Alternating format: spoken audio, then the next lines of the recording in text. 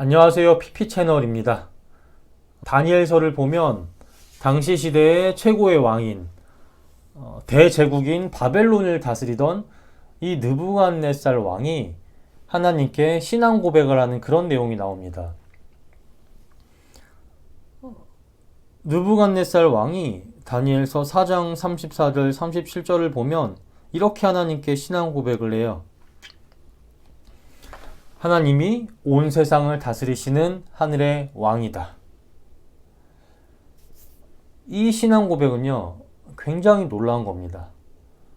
왜냐하면 이 느부갓네살 왕은요, 극렬한 우상 숭배자였기 때문이에요. 느부갓네살이란 이름을 바벨론 말로 풀이하면 이렇습니다. 나부의 신 쿠두리 우수르. 이 이름의 뜻이 어떤 의미를 가지고 있냐면 하나씩 살펴볼게요. 먼저 나부의 신은 메소포타미아 만신전, 즉 당시 바벨론과 그 주변에 있는 나라들은 많은 우상을 섬기는 다신교였습니다. 그 많은 우상들이 그러니까 수많은 우상들이 모이는 그런 모임이 있다고 생각을 했고, 왕과 신하들이 회의를 하고 나라를 다스리는 것처럼 그들이 인간 세상을 다스린다고 생각을 했어요. 나부의 신은 그런 모임에서 서기장 또는 비서실장의 위치에 있는 그런 신이었습니다. 신이나 신전에서 일어나는 모든 것들을 기록하고 또 신을 보호하는 역할을 하던 그런 신으로 여겨졌어요. 그 다음 쿠두르는 장자 또는 국경이라는 의미고, 마지막으로 우스르는 지키다, 보호하다라는 뜻을 가지고 있습니다. 자, 그러면 이 모든 내용을 합치면 느부갓네살이란 이름은 이런 뜻이 됩니다. 오 나부신이여, 제 장자를 또는 국경을 지켜주시옵소서. 이름에는 정체성, 바램 또는 소망 같은 게 들어있어요. 옛날에 어른들이 자녀들의 이름을 지어줄 때 한자로 지어졌어요. 자녀들에게 바라는 그런 소망과 바램을 넣어서요, 한자로 이름을 지어줬습니다.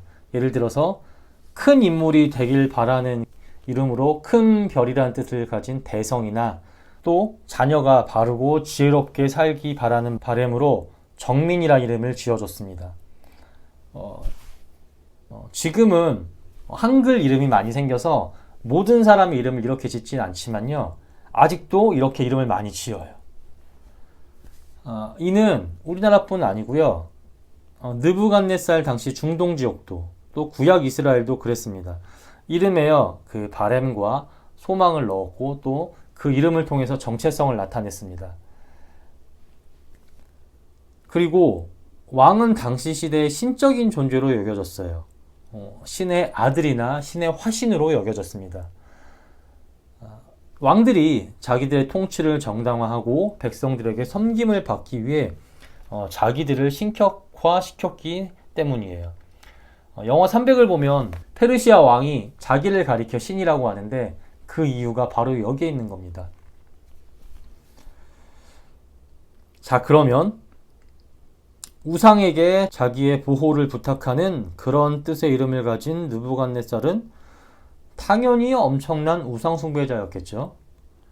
네, 우상에게 자기 정체성과 왕국의 뿌리를 두고 있는 자였습니다.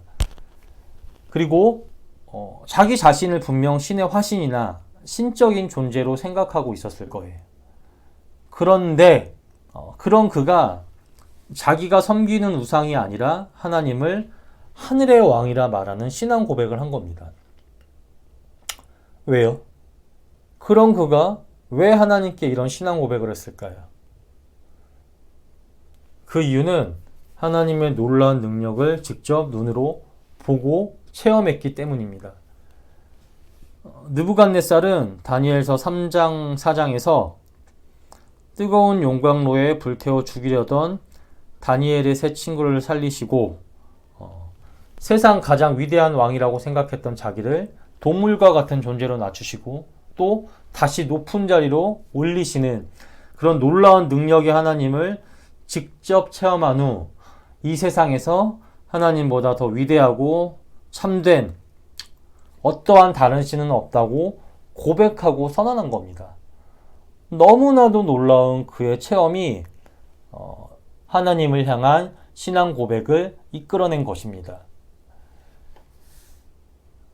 우상의 화신이라 자기 자신을 신적인 존재로 생각했던 당시 이방의 왕이 이런 고백을 했습니다. 그렇기에 그의 신앙 고백은요, 어쩌면 다른 어떤 이의 신앙 고백보다 더 크게 느껴질 수 있어요. 전혀 그럴 수 없는 사람이 한 것이기 때문에.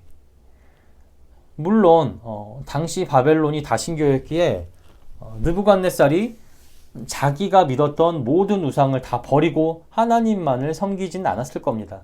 아마 다른 우상도 섬기고 겸하여 하나님도 섬겼을 거예요. 그러면 아마 이런 생각을 하실 수도 있습니다. 이거는 온전한 신앙 고백이 아니네. 하나님만을 온전히 믿는 그런 신앙 고백을 한 게 아니니까 이거는 온전한 신앙 고백은 아니네. 아마 이런 생각을 할 수도 있습니다. 하지만 이 느부갓네살의 신앙 고백 이야기의 핵심은 거기에 있는 게 아닙니다. 성경은요, 거기에 관심이 없어요. 그가 하나님만을 온전히 믿었는지 안 믿었는지에 대해서, 그의 신앙 고백이 진짜 100% 온전했는지에 대해서는 관심 있어 하지 않아요. 그러면 성경은 느부갓네살의 신앙 고백을 통해 무엇을 말하고자 하느냐?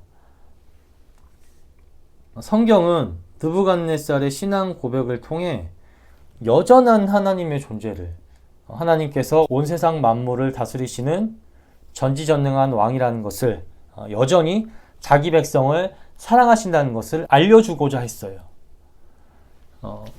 당시 시대의 전쟁은 신들의 전쟁이었습니다. 인간의 힘이 아니라 자기가 믿는 신의 힘이 강하면 전쟁에서 승리하고 자기가 믿는 신의 힘이 약하면 전쟁에서 패하고 나라가 약하다고 생각했습니다. 그런데 지금 하나님을 믿는 이스라엘이 우상을 믿는 바벨론에게 전쟁에서 져서 포로가 된 상황이잖아요. 그래서 당시에 이런 생각을 하고 있는 사람들이 많았다고 합니다.